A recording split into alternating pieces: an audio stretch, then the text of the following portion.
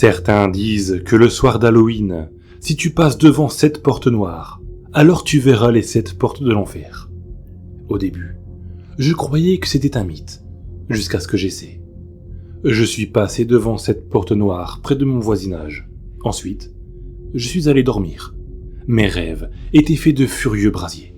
Puis, ça s'est arrêté. Il y avait un homme, grand et massif. Ses yeux étaient assez plissés, ce qui montrait sa vieillesse. Ses jambes et ses mains étaient minces et il semblait avoir du mal à supporter son propre poids. Il a parlé. Il a parlé avec un ton grinçant et rauque. Je n'ai pas compris le sens de sa phrase. Il a gloussé et a ouvert la porte.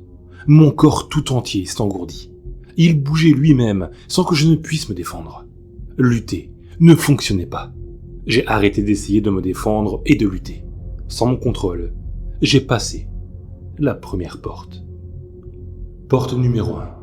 J'ai vu le feu me montrer des cadavres horriblement mutilés, profanés et brûlés.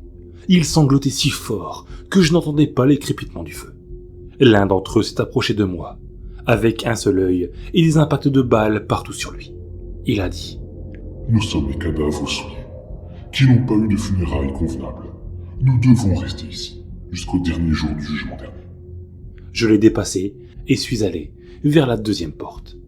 C'était dans un bâtiment. Porte numéro 2. J'étais dans un donjon. Il y avait des gens attachés, hurlant de douleur.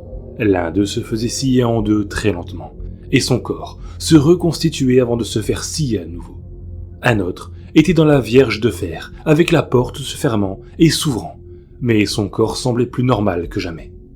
Un homme avec un masque de bourreau m'a dit : « Nous sommes les tortionnaires torturés par nos propres machines. » J'ai marché vers la troisième porte. Porte numéro 3. Cette fois, j'étais dans une forêt. Cette fois, c'était silencieux, à l'exception de quelques cris. Il y avait un homme pendu à une corde. Un autre est tombé d'une falaise et réapparu, puis est encore tombé. Je courais, loin de ce que j'ai vu. Une femme horriblement brûlée me poursuivait. Je savais déjà ce qu'était cette porte. Ce sont les personnes qui se sont suicidées. J'ai couru à la 4e porte. C'était dans un palais. Porte numéro 4. J'y étais. J'ai vu des empereurs, politiciens et des gens très riches.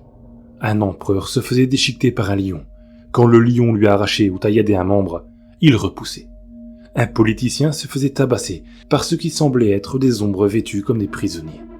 Un homme en costume est venu me voir et m'a dit : « Nous sommes les corrompus, ceux qui ont utilisé leur pouvoir pour eux-mêmes, pas pour le peuple. » J'ai marché jusqu'à la prochaine porte, la 5e. Porte numéro 5. J'étais dans une autre pièce. Il y avait un homme attaché sur un lit, fouetté par des fouets flottants de cuir hérissé. Une femme se faisait brûler par un briquet, mais ses cris et ses pleurs étaient étouffés par un tissu qui servait de bâillon. Un assez grand homme s'est approché de moi et a dit : « Nous sommes les violeurs et les délinquants sexuels. Nous payons pour nos crimes sur terre. » J'ai couru vers la 6e porte. Porte numéro 6. J'étais encore dans une pièce. J'ai vu un homme et une femme se faire poignarder. Leurs blessures se soignaient presque instantanément. Une autre personne se faisait enterrer vivante, et une autre était frappée et transpercée par une barre en métal flottante. Je savais qui c'était. C'étaient les meurtriers qui se faisaient blesser de la même façon qu'ils tuaient leurs victimes. La sortie était la 7e porte, la dernière. Ce cauchemar est presque terminé. C'est presque terminé, me suis-je dit. Porte numéro 7. J'étais dehors. Il y avait un homme portant un linceul sur sa tête, recouvert d'explosifs. Il a explosé, s'est régénéré et a explosé de nouveau. Un autre était battu, poignardé par des objets métalliques acérés, brûlé par des torches, des briquets et des allumettes. Ils étaient tenus par des gens ressemblant à des ombres. L'une d'elles s'est approchée et a dit : « Ce sont les meurtriers de masse, les terroristes et les kamikazes. Je suis l'ombre d'une de ces victimes. Je le frappe pour me venger de nous avoir tués sur terre. » J'ai couru vers la sortie. Quand je me suis réveillé dans la matinée, j'étais terriblement effrayé. Les images de ce que j'avais vu défilaient dans ma tête. En fait, je n'ai pensé qu'à ça pendant toute l'année. C'était de nouveau Halloween. Je n'ai pas osé sortir cette nuit. Je suis simplement allé me coucher. J'ai mis du temps à m'endormir. Quand je l'ai fait, je me trouvais devant la première porte de l'enfer. Il y avait un adolescent, comme moi. Il me regardait fixement. Il était effaré de me voir. Puis, mon corps s'est engourdi. Je ne pouvais plus me contrôler. Je lui ai dit d'un ton grinçant et rauque la même phrase que m'a dite l'homme au tout début de mon rêve. J'ai gloussé et lui ai ouvert la porte.